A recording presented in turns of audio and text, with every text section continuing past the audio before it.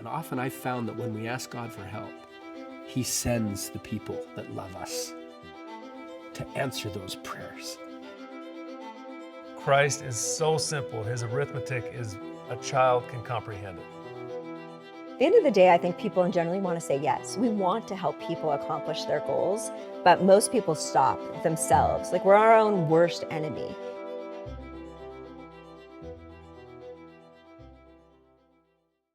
Hello and welcome to Latter-day Profiles. I'm Brian Howard. We're here at the LDS Motion Picture Studio in Provo, Utah. And joining me today is Stephen Sharp Nelson. Welcome, Stephen. Good to have Brian, you. such a pleasure to be with you here. Thank you for inviting me onto your show. I'm very excited to have you. Enjoyed listening to your music for a long time now. Renowned cellist or a player of the cello. Cellist is great. I've heard all kinds of things, you know. Yeah, is it Monticello or is it Monticello? Who knows? I mean, for me, it's Monticello. Well, yeah. that's what we'll see. Part of the Piano Guys, been doing that for about, 14 years, somewhere in there. Piano Guys is about 13 years. That's right. Yeah, Yes. wow. It's amazing. On YouTube a lot. Stats are about 3 million people watching the videos every day, which is amazing. 3 million every day. Yeah. It's about a stadium full of people every couple minutes. Yeah, that's pretty So trying to wrap your head around that many people is really it's pretty astronomical, but it's an exciting thing too. Yeah. I think it's probably, you don't have to see them all, so it doesn't make it so nerve-wracking. Just knowing it out there, right? You've been on network television, Good Morning America, The Tonight Show. I remember watching that one. They're all playing the strings on the piano. That's right. That was kind of fun. Right. Been Brazil, Scotland, the Great Wall of China. I remember watching that video. Some awesome places where I don't know pianos could go. That's so right. That was pretty That's good. what we were after. Yeah. We've now done 4 of the 7 wonders, and we're determined to finish that quest. COVID kind of shut that down for a little bit, but we're trying to get that back online. Yeah, I know you have to have some assembly required pianos to get some of those places. But well, we've been very creative, but most of the time, in most takes, it's a real bona fide grand piano. Wow. So 1,000-pound grand piano. Yeah. Oh, one of the most common questions we get asked on YouTube, and I tease John about this, we have this little piano-cello rivalry that's been going on for a long time, because we're just brothers. We love to kind of needle and tease each other. That's the environment I grew up in. You say I love you by teasing each other, good-naturedly. But I tease him because the comment on our YouTube is, how did you get the piano up there? And I always think, why doesn't anybody ever ask how we got the cello up there? Because I carried it myself. John, he has a team of people, but I don't have a team of people. I'm not important enough in the Piano Guys to have a team of people to move my cello. He has a team that tunes and moves his piano, and he just sits there. I'm like, John, are you going to do something? Come on. You were hard at work tuning the thing. Yeah. Well, you're married wife, Julie, 4 kids. We were talking about ages, oldest 18 down to 10. Lots of fun. I love being a dad. Yeah. It is my favorite thing in the world. I've been all over this earth, and I've seen just about every corner that's supposed to be seen. And I tell you, there's nothing out there that's better than in the home. Yeah. When I come home from a long tour and get locked in this hug with my little girl, I'm like, this is where it's at.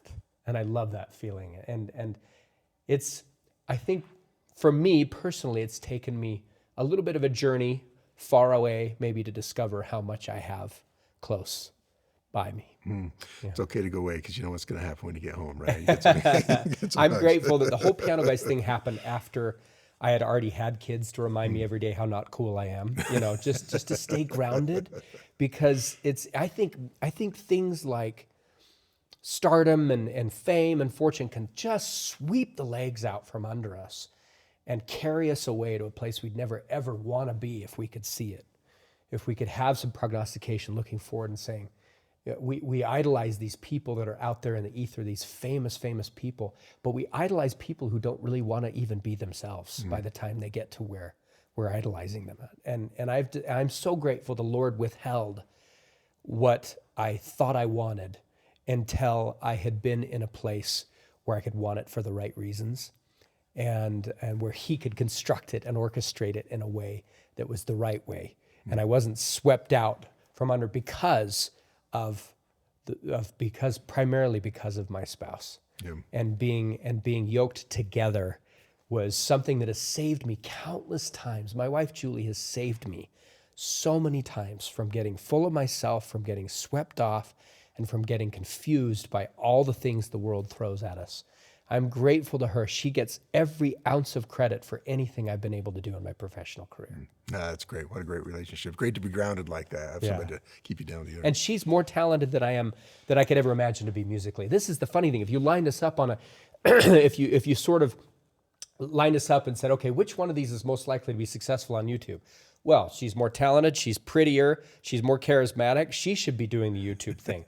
But she sacrificed so much for the thing she knows is most important, and that's her influence as a mother is far more influential than anything I could ever do as a piano guy. Yeah. And I love that about her, that she is so passionate and so into this. And again, there maybe have been some moments when she thought, well, that would be really nice if I could go play on the Great Wall of China with my violin. She's a very talented violinist, pianist, vocalist, guitarist. But we've never been in this competition, and I'm really grateful for her spirit and her willingness to do this together. We've been very prayerful about this and deciding how we approach this and how we maintain it. Well, you've carried on a tradition from when you grew up. Your parents really wanted you to play musical instruments. How did you choose the cello? Why was that your choice? I think that's a very placid way of putting it. They wanted me to play an instrument. I don't know, Brian. I got to tell you, if there's a parent out there that would want their child to play a string instrument, there has to be some compulsory means that goes on. Because you imagine, especially in today's world, when we're in this setting where convenience is the driving factor and ease. Yeah. And it's a wonderful thing, but there's another side to that coin, and that other side is our youth are thinking that if something's hard, they shouldn't do it. And it's hard to teach. I feel like parenting these days, we parent a child 3 times over now, redundantly. We parent the child, we parent the screen, and we parent the work ethic. Yeah. And I feel like it's a trifecta, a parental approach now. And we found that to be true. But my parents started laying the groundwork for me when I was young. They said, everybody in our family plays an instrument.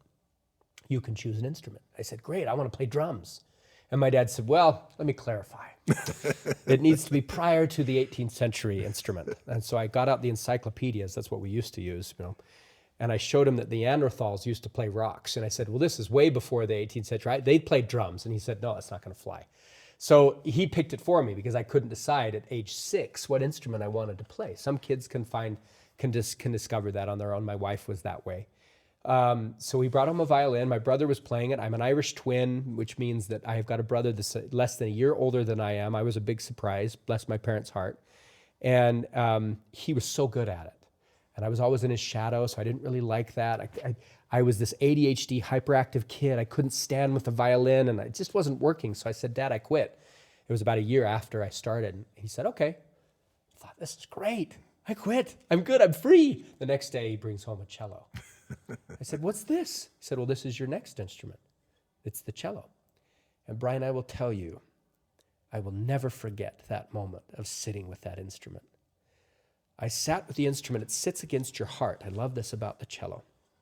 And I played those low resonating notes. My first melody I ever played on cello was the theme from Jaws, because it just has that guttural C sharp.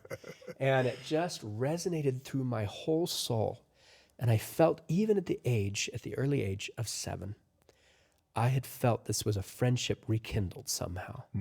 I don't know how it works, how we played music in the life before, but somehow I felt like I had reconnected with something that I had always known and loved. And I feel like resonance is something that we can sense in this life. Elder Maxwell says we've been who we are for a very long time.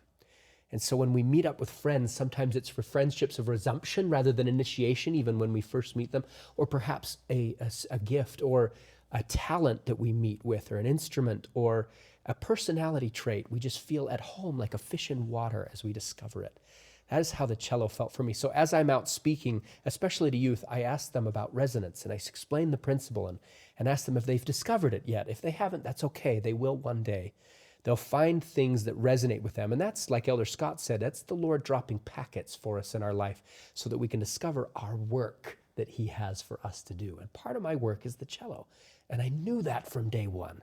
Now, I threatened to quit many times, and my dad called my bluff because he knew that this was an instrument that would always be with me. There were many days that were hard. Many days I would have far preferred to do anything other than practice. And yet it was part of my work. And so this is what I hope all of us can discover. There's sort of this Venn diagram I like to say. What you're passionate about meets what you're spiritually gifted at meets what you can make a difference with and what you can sustain your life with, what people will pay you money for. And once those three meet into a sweet spot in that middle, you've discovered your work. You know, you bring up, it's hard work, right? You want to play great.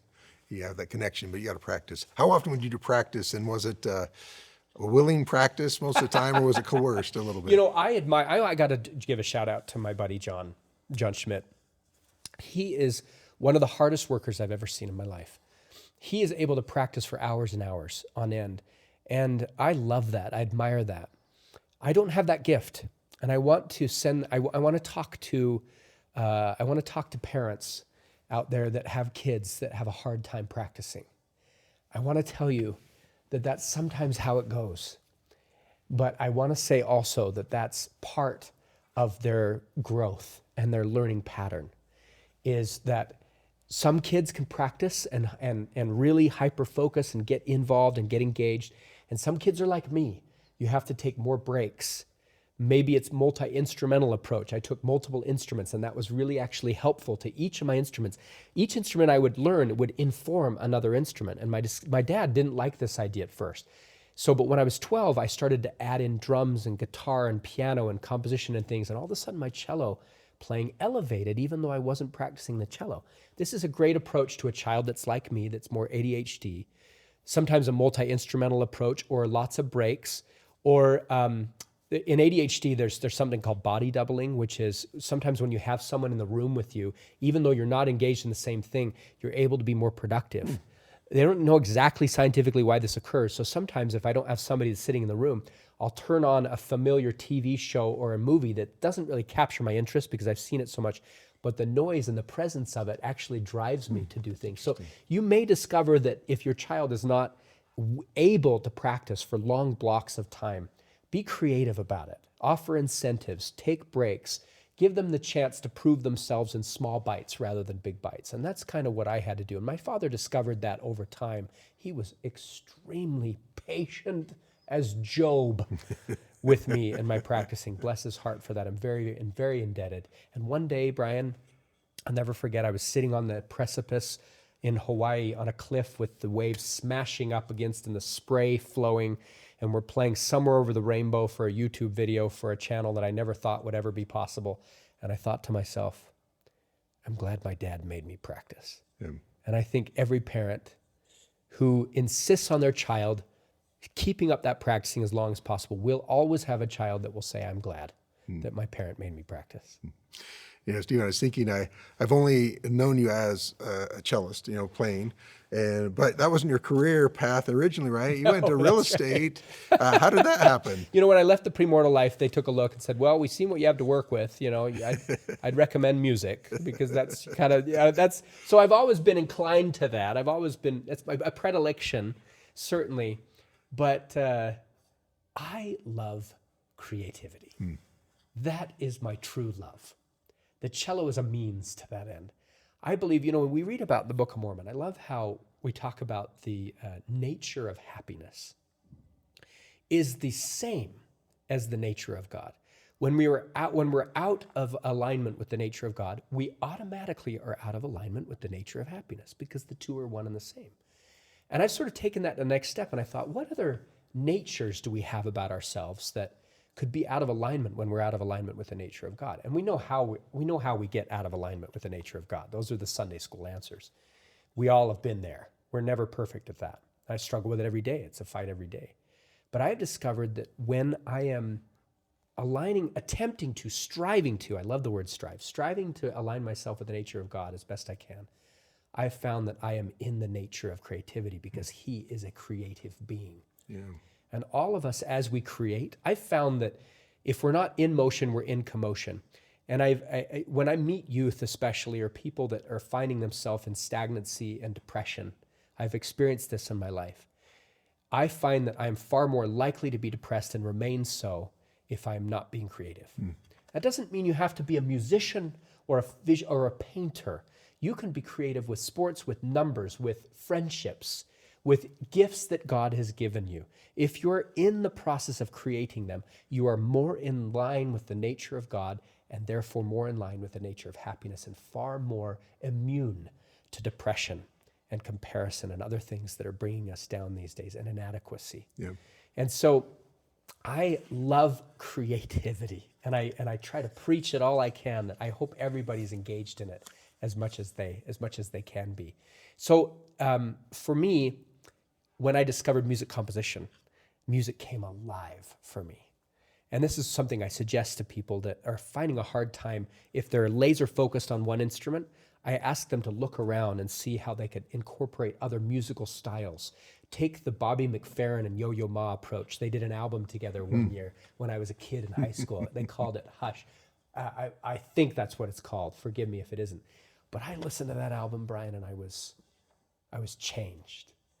Because here is a classical of all classical cellists. And he's with Bobby McFerrin, who's so creative. And they come up with this album that's one part funny, one part classical, one part something I've never heard before, where Bobby McFerrin is creating sounds with his voice, and Yo-Yo Ma is swirling around him with these cool cello motives. And I'm thinking, this is me.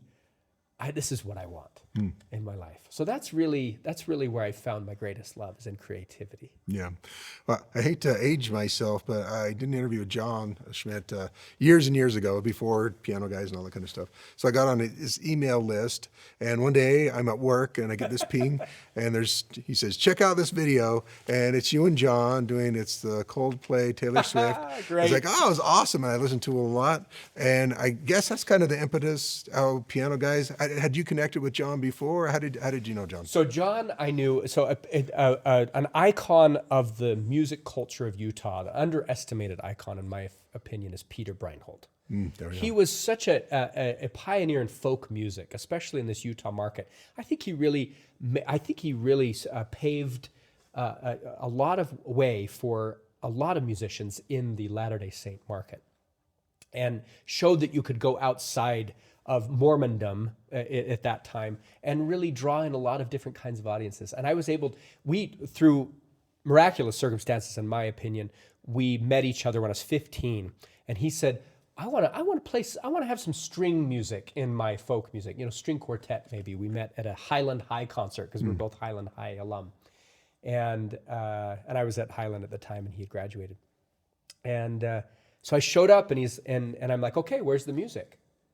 And he said, oh, I don't really write music. I don't write sheet music. So I said, okay, I'll make it up. And at age 15, all of a sudden, I've discovered improvisation, which is never taught in classical music, never. It's always wrote sheet music. And that lit me on fire as well. And John Schmidt and Peter Breinholt would share the stage often. It's how they would build up a bigger audience. It was a fun sort of a dual approach to different musical styles. And so as I was playing with Peter Breinholt, improvising and writing music for him and bringing a string quartet, I loved John's music. I said, John, can I play on one of your tunes? And John had a much better cellist at the time. And I'm very much in debt for John to listening to his heart and saying, I want to give this punk kid a chance. And he let me play a song. And then all of a sudden I was playing another song and then another song. And then I went on my mission and I came back and I was playing multiple songs on stage. I would come out. I remember one time I came out, I'd forgot my cello. It was still backstage, and I sat down on the chair and I was like, wait a minute. I had to run off stage and grab my cello again because I was so used to coming on and off. And then one day at Thanksgiving point, he gave me a vocal mic. And I think he's regretted it ever since. I would have if I were him. And all of a sudden we had this Schmothers Brothers banter back and forth. And it became a joint show over time organically. And the thing I love about performing with John is we are friends and brothers first and musicians second. And a chemistry on stage affects the spirit of the music, therefore affecting the spirit of the audience. If we are unified, we are God's. We belong to God, and we seek for that. We strive for that. And there's been times when we've disagreed and even had vehement disagreements. But when we go out on stage, we always pray before we play. We pray before we write music. We pray for unity. We pray for a unity of purpose, even if we don't agree on all things. And I love being on the stage with John because I love his humility, his passion for music. and the ability that we have to combine what we have in order to strive to glorify God through music and do what Bach and Beethoven and so many composers insisted on doing, which is the purpose of music is to glorify God and to enliven the soul. And that's what we're after. I'm hoping that as people come into our show, they bring their heaviness and they leave lighter. I hope that they feel like things are going to be a little better. My purpose is to, whatever I can, with whatever gifts God has given me, to open the heart of someone, even just a crack, because then God and the Spirit can work its wonders in that person, help them feel the worth of their own soul, and convince them that things will get better, because we believe in a gospel of good things to come. And I hope my music and any music I'm ever involved with has that stitched into the very fabric of its composition, is that feeling of good things to come. You know, Stephen, every time I watch a video where you're playing, just starting out, you got a big smile on your face. It looks like you're having the greatest time of your life. Yeah. I know I watched a TED Talk that you did, and you talked about how music can help us just be happier, overcome difficult times. Yeah. Tell me about that. Well, I'll give you talked about Love Story Meets Viva La Vida. Yeah. I want to tell you an untold story. That song was Taylor Swift and Coldplay combined, right?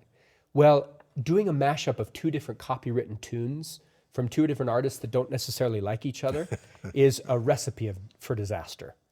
One gave us permission that they thought it was okay, and then the other did, and then that one withdrew, and then that one withdrew. We never ended up getting permission to sell that tune or to make money off of it or even to keep it up on YouTube. And we prayed so hard.